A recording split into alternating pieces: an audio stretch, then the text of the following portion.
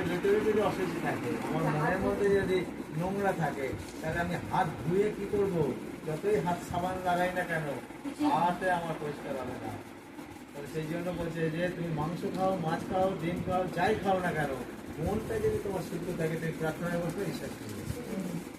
এই জন্য বলছে, বাইবেলে বলা আছে, তুমি যেমন অবস্থায় আছো তুমি সেই অবস্থাতে ঈশ্বরের কাছে চলে আসো। এই যে এখন প্রার্থনা হচ্ছে, এই প্রার্থনার জন্য তোমাকে আলাদা করে সেজে দিয়ে আসতে হবে না। যদি কেউ যদি শুনতে পারে, কেউ যদি জানতে পারে যে অমুক জায়গায় প্রার্থনা হচ্ছে, আমার ঈশ্বরের প্রার্থনা, আমি সেইখানে যে অবস্থায় আছে সেই অবস্থাতেই আমি সেখানে উপস্থিত হবো। এটাই ঈশ্বর বলছে যে তোমাকে আরো শুদ্ধ হয়ে, চান করে, পরিষ্কার করে তুমি আরো গুছিয়ে আসবে, ততক্ষণ তো প্রার্থনা শেষ হয়ে যাবে। ঈশ্বরের যেখানে নাম হবে শুনতে পাবো, সেখানেই যাবো। মনটাকে তোমাকে পরিষ্কার করতে হবে। তো সেই জন্য বলছে এক জায়গায় আসতে হবে, তার যে আমাদের সূচি, হ্যাঁ, এই যে যে বাক্যটা, এই বাক্যটা সেই জায়গাতেই চলে যাবে। তারপর ঘুরিয়ে ফিরিয়ে আমি যে বাক্যটা রেডি করেছি, তোমাদের মনের কথাগুলো কিন্তু সেই জায়গায় চলে যাবে। মনটাকে সূচি করো। আগেই বলছে রামকৃষ্ণ বলছে সূচি করো, ডিম খাও, মাছ খাও, সেটা না, কিন্তু এখানে আমি আগেই রেডি করা আছে। আজকে আমার বাক্য বলছে, এখানে বলছে যে মানুষ কিভাবে অসুচি হয়।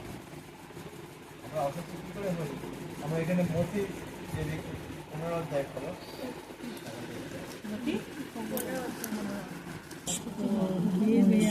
এই যে মনুষ্যকে অশুচি করে, কেননা অন্তঃকরণ হইতে কুচিন্তা, নরহত্যা, ব্যভিচার, বেশ্যাগমন, মিথ্যা সাক্ষ্য, নিন্দা, আইসে, এই সকলই মনুষ্যকে অশুচি করে। কিন্তু অধৈর্য হস্তে পূজন করিলে মনুষ্য তাহাতে অশুচি হয় না। এই সব মানুষকে অশুচি করে না, কিন্তু হাত না ধুয়ে খেলে মানুষকে অশুচি হবে।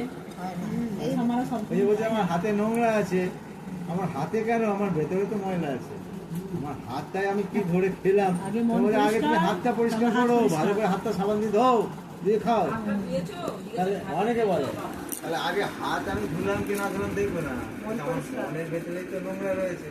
আমার মনের ভেতরটাই আমি পরিষ্কার করলাম। কেননা অন্তঃকরণ হইতে কুচিন্তা, আমাদের অন্তর থেকে যদি কুচিন্তা আসে, আমাদের অন্তর থেকে যদি ভাবনা চিন্তাটাই যদি অন্যরকম নোংরা আসে, তাহলে আমাদের হাত পরিষ্কার করে কি হবে? তাই বলছে ব্যভিচার, বেশ্যাগমন, চৌর্য, মিথ্যা সাক্ষ্য, নিন্দা আসে, এই সব থেকে অশুচি আসে। এই সবগুলোকে আগে পরিষ্কার করতে হবে। আগে দেখতে হবে যে আমি আগে সূচি করি, আমি ঈশ্বরের বাক্য বলছি, আমি ঈশ্বরের কথা বলছি, আমি ঈশ্বরের ভবনে যাচ্ছি, সব কিছু আছে।